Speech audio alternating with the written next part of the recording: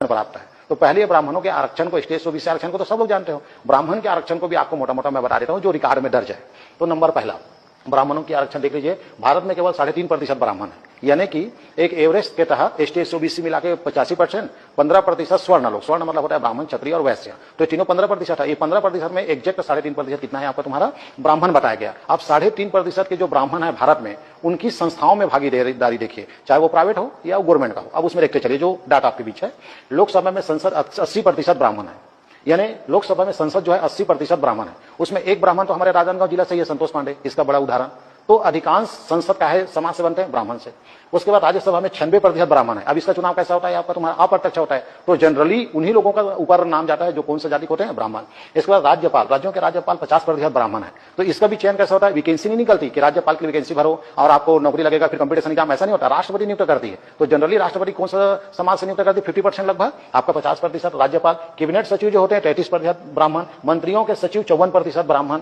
इधर देखिए आप, अतिरिक्त सचिव 62% ब्राह्मण, पर्सनल सचिव 70% ब्राह्मण, आपका यूनिवर्सिटी में 91%। ये तो आप जान के हैरानी होगा, आप किसी भी कॉलेज में चले जाइए, आप वहां पे दुबे, टिबे, पांडे, तिवारी, यही सर मिलेंगे आपको, प्रोफेसर अधिकांशतः आपको, अधिकांश यूनिवर्सिटी में देख लीजिए आपको हिंदुस्तान की किसी भी यूनिवर्सिटी में, आप जैसे छत्तीसगढ़ ही देख लीजिए, छत्तीसगढ़ के किसी भी कॉलेज में आप जाएंगे तो आपको ना छत्तीसगढ़िया कम मिलेगा, अदर स्टेट वाले, और वो भी कौन से जाति के हैं आपका, ब्राह्मण। ये बात है कि पढ़े लिखे हैं, मैं मान रहा हूं उस बात को, लेकिन ब्राह्मण की संख्या बढ़ा है कि नहीं। जब ब्राह्मणों का आरक्षण प्राप्त नहीं है तो फिर यूनिवर्सिटी में 91% ब्राह्मण कैसे आ गए, यानी ये समझने वाली चीज है। लेकिन इसको समझने के बाद अपने को लड़ना नहीं है, हमको जानना है कि एसटी एससी ओबीसी के साथ में भी ब्राह्मणों के साथ आरक्षण है, लेकिन वो अघोषित है, वो संविधान में लिखित नहीं है, वो ये चीज यहां दर्शा रहा है। इसका तुम्हारा सर्वोच्च न्यायालय में जज 96% ब्राह्मण है। आप किसी भी उठा के देख लीजिए फाइल को, आपको सर्वे कर लीजिए इसको, आप इस संस्था में जाओ और रिकॉर्ड दर्ज करो, आपको पता चल जाएगा 96% ब्राह्मण है। उसके बाद हाईकोर्ट में जज 80% है। आगे देखिएगा, इसके बाद तुम्हारा ये देखो, भारतीय राजदूत में 81% ब्राह्मण है, यानी कि राजदूत की नियुक्ति कौन करती है, राष्ट्रपति। तो राष्ट्रपति लोग करते तो कितना ज्यादा, 81%, क्योंकि इसके लिए भी फॉर्म भरा नहीं जाता। बैंकों में भारत में आपको 57% ब्राह्मण मिलेंगे, देखना तिवारी साहब ऐसा हुआ, पांडे साहब, ये अक्सर सुनने को मिलता है। एयरलाइंस में इनका 61% ब्राह्मण है, आईएएस में 72% ब्राह्मण है।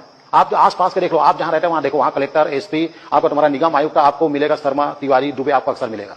उसके बाद आप आईपीएस में देखो 61% ब्राह्मण है। इधर देखिए टीवी कलाकारों में 83%। आप जैसे ही जाएंगे आप पिक्चरों में किसी में, तो वहां पे ब्राह्मणों की संख्या क्या मिलेगी, ज्यादा मिलेगा जितना कलाकार है। मीडिया में 90% है, जितना भी भारत में मीडिया है, चाहे वो बड़े राष्ट्रीय स्तर के कोई भी चैनल देख लो आप, वहां पे आपको सरनेम क्या मिलेगा, ज्यादा ब्राह्मण वाला, पांडे वाला मिलेगा आपको। तो ब्राह्मण लोग भी में क्या है आपका, मीडिया में पूरा काबिज बैठे हुए। इसका सरकारी नौकरी में 72% एक एवरेज है। उसके बाद क्रिकेट में 75%। क्रिकेट का और ज्यादा डाटा निकालोगे तो मनीष पांडे, रोहित शर्मा, मोहित शर्मा, द्विवेदी, आप निकालते चलिए रिकॉर्ड। अब देख लीजिए क्रिकेट में, आईपीएल में देखते रहो, आपको अधिकांश हर चौथा प्लेयर क्या मिलेगा, ब्राह्मण मिलेगा। उसके बाद मंदिरों में 100% आरक्षण, मंदिरों में 100% आरक्षण है, देख लीजिए आप, एक भी भारत के